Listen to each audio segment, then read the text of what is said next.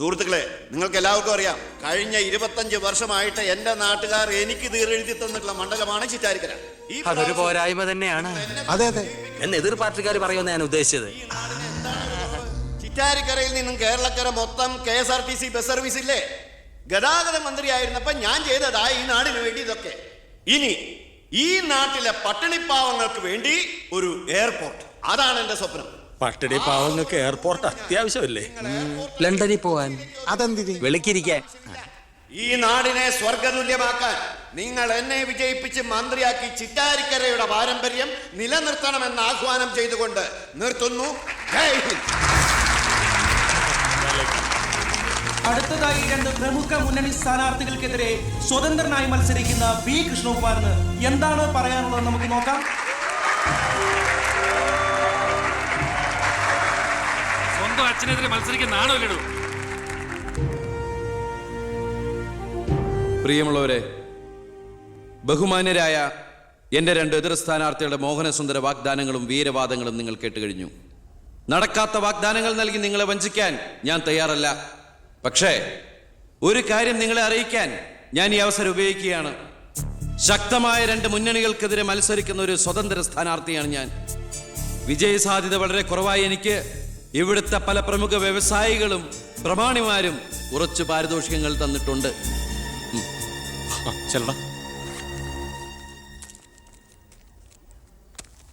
ഇത് 5 ലക്ഷം രൂപയുണ്ട്. നമ്മുടെ മുന്നിലിരിക്കുന്ന നന്മ നിറഞ്ഞ ശ്രീ ചാണ്ടിച്ചൻ സംഭാവനയായി തന്നതാണ് ഈ തുക. ഇത് 3 ലക്ഷം വ്യവസായ പ്രമുഖൻ കോശിയുടെ വക. ഇത് 2 ലക്ഷം അബ്കാരി നമ്പീശന്റെ വക. ഇത് 1 ലക്ഷം കോൺട്രാക്ടർ സരസന്റെ വക. വിജയസാധ്യത ഒട്ടുമില്ലാത്ത എനിക്ക് ഇത്രയൊക്കെ കിട്ടിയിട്ടുണ്ടെങ്കിൽ വിജയത്തിന്റെ തൊട്ടടുത്ത് നിൽക്കുന്ന എന്റെ എതിർ സ്ഥാനാർത്ഥികൾക്ക് എത്രയൊക്കെ കിട്ടി കാണും. ഈ ചിറ്റാരിക്കരയുടെ അഭിമാനമായ സന്മനസ്സുള്ള ചാണ്ടിച്ചൻ പറയണം, താങ്കൾ എത്ര രൂപ സംഭാവനയായിട്ട് കൊടുത്തു എന്ന്. ആ നല്ല മനസ്സ് ജനങ്ങളൊക്കെ ഒന്ന് അറിയട്ടെ എന്ന്. ജനാർദ്ദനം പിള്ളയ്ക്ക് 10 ലക്ഷം,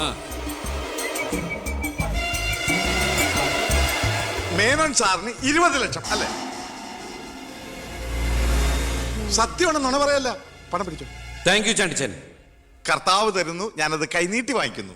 എങ്ങനെയുണ്ട്? ടിവിയിൽ വരുവാ. കേട്ടല്ലോ, ഇതുപോലെ എത്ര ലക്ഷങ്ങൾ ഇവരുടെ കൈകളിൽ എത്തിക്കാണും. അതിവിടെ വെളിപ്പെടുത്താൻ ഈ സ്ഥാനാർത്ഥികൾ തയ്യാറാണോ?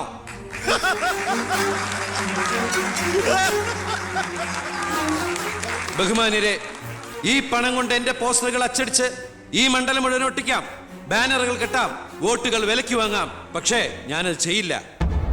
25 കൊല്ലമായിട്ട് നിങ്ങൾ ജയിപ്പിച്ചു വിടുന്ന ശ്രീ ബാലഗംഗാധര മേനോന്റെ മണ്ഡലത്തിലെ ജനറൽ ഹോസ്പിറ്റലിൽ ഒരു ആംബുലൻസ് ഉണ്ടോ? അത്യാവശ്യ സൗകര്യങ്ങളുണ്ടോ? പ്രിയമുള്ളവരെ, ചാണ്ടിച്ചു നന്ദി 5 ലക്ഷം രൂപ ഇവിടുത്തെ ജനറൽ ഹോസ്പിറ്റലിന് ആംബുലൻസിനും മറ്റുള്ള സൗകര്യങ്ങൾക്കും വേണ്ടി ചാണ്ടിച്ചിന്റെ പേരിൽ ഞാനിത് ഇന്ത്യ വിഷയം ഏൽപ്പിച്ചുകൊള്ളുന്നു. ഞാൻ സമ്മതിക്കൂല. സുഹൃത്തുക്കളെ, ബാക്കിയുള്ള ഈ തുക പാവപ്പെട്ട കുട്ടികളുടെ പഠിപ്പിനും ഭക്ഷണത്തിനും അതുപോലെ ആരോരുമില്ലാത്ത വൃദ്ധജനങ്ങളുടെ സൗജന്യ ചികിത്സയ്ക്കുമായി ഈ തുക തന്ന ആളുകളുടെ പേരിൽ തന്നെ ഞാനിത് ഇന്ത്യ വിഷന് കൈമാറുന്നു. ജയ് ഹിന്ദ്.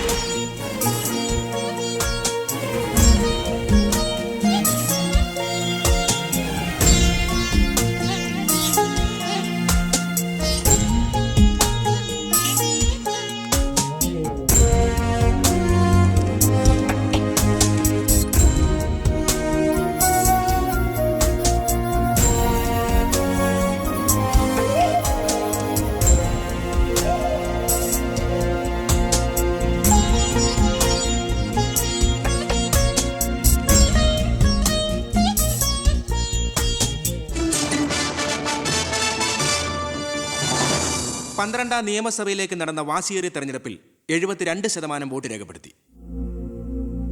വിവിധ കൗണ്ടിംഗ് സെന്ററുകളിലായി രാവിലെ 8 മണിക്ക് തന്നെ വോട്ടെണ്ണൽ ആരംഭിച്ചു. ആകെയുള്ള 140 സീറ്റുകളിൽ ഫലമറിഞ്ഞ 120 മണ്ഡലങ്ങളിൽ KDF 61, ജനപക്ഷ മുന്നണി 59 സീറ്റ് നേടിയിട്ടുണ്ട്. കേരളത്തിലെ മുന്നണി സമവാക്യങ്ങളെ അട്ടിമറിക്കാൻ പോകുന്ന പുതിയൊരു രാഷ്ട്രീയ ധ്രുവീകരണത്തിനുള്ള സാധ്യതയാണ് ഇപ്പോൾ നമ്മുടെ മുന്നിലുള്ളത്. ഒരുപക്ഷെ കേരളത്തിലെ അടുത്ത മന്ത്രിസഭ ഒരു തൂക്ക് മന്ത്രിസഭയായിരിക്കും. ഹലോ, എണ്ണിത്തീരാറായോ? ആഹാ. ജനപക്ഷ മുന്നണി ഓക്കേ. സ്ഥാനാർത്ഥി അപ്പൊ വിവരം അറിയിക്കണം. 4612 വോട്ടിന് അച്ഛൻ ലീഡ് ചെയ്യുന്നുണ്ട്. അടുത്ത CM അച്ഛൻ തന്നെ. ഇപ്പോൾ കിട്ടിയ വാർത്ത, പുതുശ്ശേരി മണ്ഡലത്തിൽ KDF സ്ഥാനാർത്ഥി തൊമ്മൻ ചാക്കോ 4000 വോട്ടുകൾക്ക് വിജയിച്ചു. ഇത്തവണയും ഭരണം ലഭിച്ചാൽ KDF-ൽ മുഖ്യമന്ത്രിയാകാൻ സാധ്യതയുള്ള ആളാണ് തൊമ്മൻ ചാക്കോ. വയനാട് ജില്ലയിലെ സംവരണ സീറ്റിൽ KDF സ്ഥാനാർത്ഥിയും ആദിവാസി നേതാവുമായ ശ്രീ പൊറ്റക്കുഴി ചെല്ലപ്പൻ തെരഞ്ഞെടുക്കപ്പെട്ടു. ഇപ്പോൾ കിട്ടിയ വാർത്ത, ചിറ്റാരിക്കര മണ്ഡലത്തിലെ വോട്ടെണ്ണൽ പൂർത്തിയായി. സംസ്ഥാനം ഏറെ ഉറ്റുനോക്കിയ മണ്ഡലമായിരുന്നു ചിറ്റാരിക്കര. മുൻ മന്ത്രിയും KDF സ്ഥാനാർത്ഥിയുമായ ശ്രീ ബാലഗംഗാധര മേനോൻ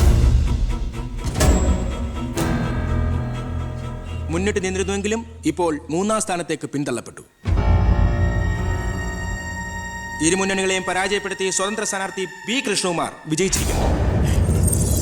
KDF-ന്റെ സജീവ പ്രവർത്തകനും യൂത്ത് വിങ്ങിന്റെ ജില്ലാ സെക്രട്ടറിയുമായിരുന്ന കൃഷ്ണകുമാർ തെരഞ്ഞെടുപ്പ് പ്രഖ്യാപന വേളയിലാണ് രാഷ്ട്രീയ അഭിപ്രായ ഭിന്നതയെ ചൊല്ലി സ്വതന്ത്രനായി മത്സരിക്കാൻ തീരുമാനിച്ചത്.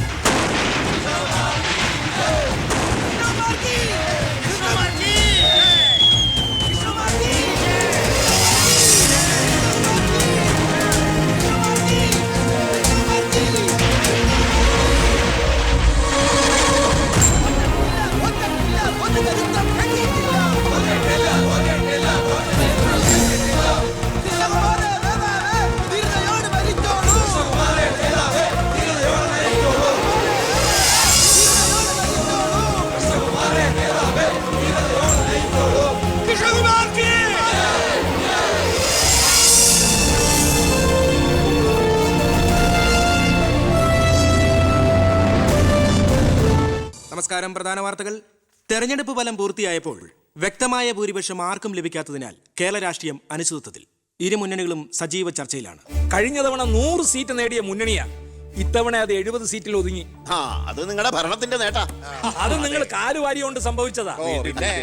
ഇങ്ങനെ പരസ്പരം പഴിയാരാതെ ഇനി എന്ത് വേണമെന്നാണ് ആലോചിക്കേണ്ടത്. എന്തൊക്കെ പറഞ്ഞാലും മുഖ്യമന്ത്രി രാജിവെക്കണം. രാജിവെക്കാൻ ഇവിടെ ആരും മുഖ്യമന്ത്രി ആയിട്ടില്ലടോ. നമുക്ക് ഇവിടെ ഭരിക്കാൻ പറ്റുമെന്ന് ഒരു തീരുമാനമായിട്ടില്ല.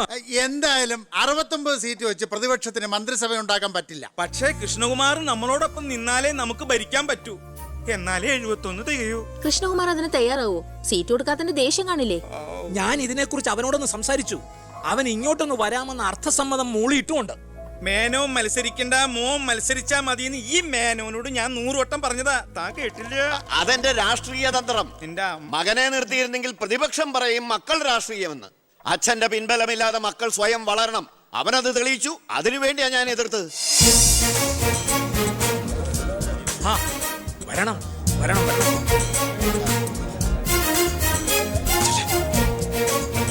മിടുക്കൻ മിടുക്കൻ. എന്നോട് പിണക്കൊന്നുമില്ലല്ലോ. എന്തിന്? ഇത് പൊളിറ്റിക്സ് അല്ലേ?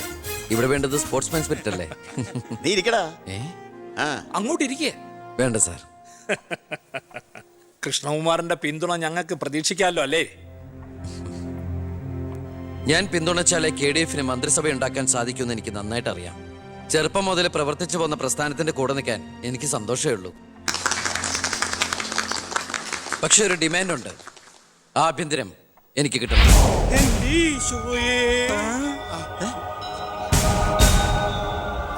ഞാൻ ആ കാര്യം പറയാനിരിക്കായിരുന്നു. Home minister ആകാനോ? അത് നടപ്പില്ല. മന്ത്രി ആകണമെങ്കിലേ വകുപ്പിനെ കുറിച്ച് അറിയണം, പ്രവൃത്തി വരികയോ വേണം. ആരതൊക്കെ പഠിച്ചിട്ട് ഇവിടെ മന്ത്രിയാണത്? ദിവാരേട്ടൻ ഗതാഗത മന്ത്രിയായിട്ട് ഇരുന്നിട്ടില്ലേ? പണ്ടെങ്ങോ ബസ്സിൽ കയറിയതാണോ പ്രവൃത്തി പരിചയം? വണ്ടി ഓടിക്കാൻ അറിയോ ദിവാരേട്ടന്? വേണ്ട. ആക്സിലേറ്റർ ക്ലച്ചും ബ്രേക്കും തിരിച്ചറിയോ? ഇല്ല. ദായിരിക്കണ കിഴിപ്പുള്ളി സാറ് പണ്ട് വിദ്യുച്ഛക്തി വകുപ്പ് കൈകാര്യം ചെയ്തിരുന്ന ആളല്ലേ? ഒന്ന് ചോദിച്ചോട്ടെ, ഈ വിദ്യുച്ഛക്തി എങ്ങനെ ഉണ്ടാക്കുന്നേ? പറയട്ടോ. അത് വെള്ളത്തിന്ന് ആണോ? പിന്നെന്താ വെള്ളത്തിൽ തൊട്ട ഷോക്ക് അടിക്കാത്ത? പറയാൻ അതൊക്കെ എന്തിനാ നമ്മൾ അറിയുന്നേ? സ്വിച്ച് ഇട്ടാ കറണ്ട് വരുന്നുണ്ടോ? അത് മാത്രം അറിഞ്ഞാ മതി. അതറിയില്ല. യവൻ പറയുന്നതിലും കാര്യമുണ്ടെന്നേ. പിന്നെന്താ ഷോക്ക് അടിക്കാത്ത? നമ്മളെന്തിനാ വല്ലവന്റെ കാര്യം ആലോചിച്ച് തല ഉണ്ടാക്കുന്നേ?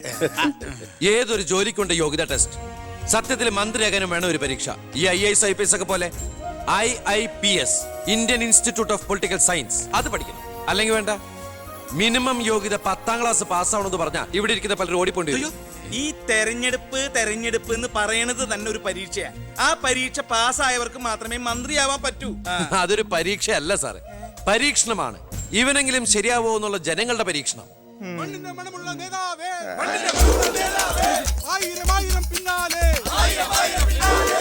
മതി, ഇനി നിങ്ങൾ ഇവിടുന്ന് ജൈവിച്ചോ, ഞാൻ പറയാതെ ആരും നിർത്തരുത്. മണമുള്ള നേതാവേ, ആയിരം ആയിരം പിന്നാലെ, എന്തിനാ ഇങ്ങനെ ഓരോന്നിനെ സൃഷ്ടിക്കണേ? അപ്പൊ സാറേ, എന്റെ കക്ഷി മത്സരിച്ച 3 സീറ്റിലും ഞങ്ങൾ വിജയം കണ്ടെത്തി കഴിഞ്ഞു. ഇവരുന്ന മന്ത്രിസഭയിൽ ആഭ്യന്തരം തന്നെ പിടിക്കാനാണ് എന്റെ തീരുമാനം. എങ്കിലും ഞാൻ ഇറങ്ങാണ്. അയ്യോ പോകല്ലേ പോകല്ലേ, നമുക്ക് ചർച്ച ചെയ്യാം. എന്റെ തീരുമാനത്തിൽ മാറ്റൂല. ഇല്ലെങ്കിൽ വീണ്ടും ഒരു ഇലക്ഷൻ നേരിടാൻ അല്ല തയ്യാറല്ല. ഞാൻ പറയുന്നു കേക്ക്. തിരക്ക് വേണ്ട, നിങ്ങൾ സമയമെടുത്ത് ആലോചിച്ചിട്ട് മതി. അവൻ പറഞ്ഞതിൽ ഒരു തെറ്റുമില്ല. ആഭ്യന്തരം അവന് തന്നെ കൊടുക്കണം. ആഭ്യന്തരം വിട്ടിട്ട് കാലിരിക്കില്ല. അഭ്യന്തരം എന്ന് പറയാൻ തനിക്ക് എന്ത് യോഗ്യതയാണോ ഉള്ളത്? മന്ത്രിസഭ ഉണ്ടാക്കാൻ അവൻ വേണം. കൃഷ്ണകുമാർ തനിക്കറിയോ? എന്നെ ഒന്നും വന്നേ. അവൻ പണങ്ങി പോയതാണോ? കാര്യം കാണാൻ കഴുതക്കാരും പിടിക്കണം. ഞാൻ ആരുടെ കാല് പിടിക്കണം എന്നാ പറഞ്ഞേ? തന്റെ കാല് പിടിക്കണോ? തന്റെ മോന്റെ കാല് പിടിക്കണോ? ഞാൻ ആരുടെയും പിടിക്കാൻ തയ്യാറാ. ഒന്നുകൂടെ ആലോചിച്ചിട്ട് പോരെ പക്വതയില്ലാത്ത ഒരുത്തന്റെ കയ്യിൽ ആഭ്യന്തരം കൊടുക്കാൻ. അവന്റെ പിറകിൽ ഞാനില്ലടോ. അവനെ മുന്നിൽ നിർത്തി ഞാൻ ഭരിക്കും. ആരൊക്കെ എന്തൊക്കെ പറഞ്ഞാലും ആഭ്യന്തരം ഞാൻ വിട്ടു തരില്ല. തനിക്ക് കൈയിട്ട് വരാൻ പറ്റിയ ഒരു വകുപ്പ് തന്നാ പോരെ? തരാം. എങ്കിൽ വനം മതി, നമുക്ക് സാവധാനം വെളുപ്പിച്ചെടുക്കാം. അതിന് യോഗ്യതയിലൊന്നും മാത്രം ആരും പറയരുത്, കാരണം ഞാൻ കാടിന്റെ മകനാണ്. കൃഷ്ണകുമാറായ ഞാൻ നിയമം വഴി സ്ഥാപിതമായ ഭാരതത്തിന്റെ ഭരണഘടനയോട് ഒരു മന്ത്രി എന്ന നിലയിൽ എന്റെ കർത്തവ്യങ്ങൾ വിശ്വസ്തയോടെ മനസാക്ഷിയെ മുൻനിർത്തി നിർവഹിക്കുമെന്നും ബി കൃഷ്ണകുമാർ ആഭ്യന്തരമന്ത്രിയായി സത്യപ്രതിജ്ഞ ചെയ്ത് അധികാരമേറ്റു. ഗവർണർ നരേന്ദ്ര ഷെറാവത്ത് സത്യവാചകം ചൊല്ലിക്കൊടുത്തു. തൊമ്മൻചാക്കോ മന്ത്രിസഭയിലെ ഏറ്റവും പ്രായം കുറഞ്ഞ മന്ത്രിയാണ് ബി കൃഷ്ണകുമാർ.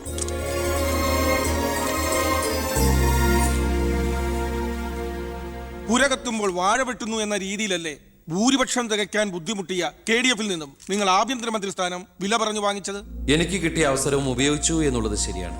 അത് പക്ഷേ എന്റെയും കുടുംബത്തിന്റെയും സാമ്പത്തിക ഭദ്രത അരക്കെട്ട് ഉറപ്പിക്കാനോ അധികാര ദുർവിനിയോഗത്തിനോ അല്ല, മറിച്ച് എനിക്ക് കിട്ടിയ ഈ അധികാരം ജനനന്മയ്ക്കായി വിവേകത്തോടെ ഉപയോഗിക്കാനാണ്. അച്ഛനെതിരെ മത്സരിച്ചപ്പോഴുണ്ടായ മാനസികാവസ്ഥ? ഞാൻ അച്ഛനെതിരായിട്ടല്ല, അച്ഛന്റെ രാഷ്ട്രീയ നയങ്ങൾക്കെതിരെയാണ് മത്സരിച്ചത്. രാഷ്ട്രീയം വ്യക്തിനിഷ്ഠമല്ല. അച്ഛനെ തോൽപ്പിച്ചപ്പോൾ എന്തു തോന്നി? ഞാനല്ലോ തോൽപ്പിച്ചത്, ജനങ്ങളല്ലേ. രാഷ്ട്രീയക്കാർ കൊള്ളരുതായ്മ കാണിച്ചാൽ വോട്ടിങ്ങിലൂടെ പുറത്താക്കാൻ ജനങ്ങൾക്ക് അവകാശമുണ്ട്. അപ്പോൾ താങ്കളുടെ അച്ഛൻ ശ്രീ ബാലഗംഗാധരൻ ഒരു കൊള്ളരുതാത്തവരും അഴിമതിക്കാരും ഒക്കെ ആണെന്നാണോ ബഹുമാനപ്പെട്ട മന്ത്രി പറയുന്നത്? ഞാനൊരു വ്യക്തിയല്ല ഉദ്ദേശിച്ചത്. അച്ഛൻ കുറ്റവിമുക്തനാണെന്ന് തെളിയിക്കപ്പെട്ട താങ്കൾ ഈ മന്ത്രിസ്ഥാനം ഒഴിഞ്ഞ് അദ്ദേഹത്തിന് വീണ്ടും ഒരു അവസരം നൽകുമോ? അച്ഛൻ നിരപരാധിയാണെന്ന് തെളിഞ്ഞാൽ പാർട്ടി ആവശ്യപ്പെട്ടാൽ എന്റെ മന്ത്രി പദവിയും MLA സ്ഥാനവും ഉപേക്ഷിക്കാൻ ഞാൻ തയ്യാറാണ്. കുറച്ച് സമയം, ഒരുപാട് കാര്യങ്ങൾ. അപ്പോ നമുക്ക് വീണ്ടും കാണാം.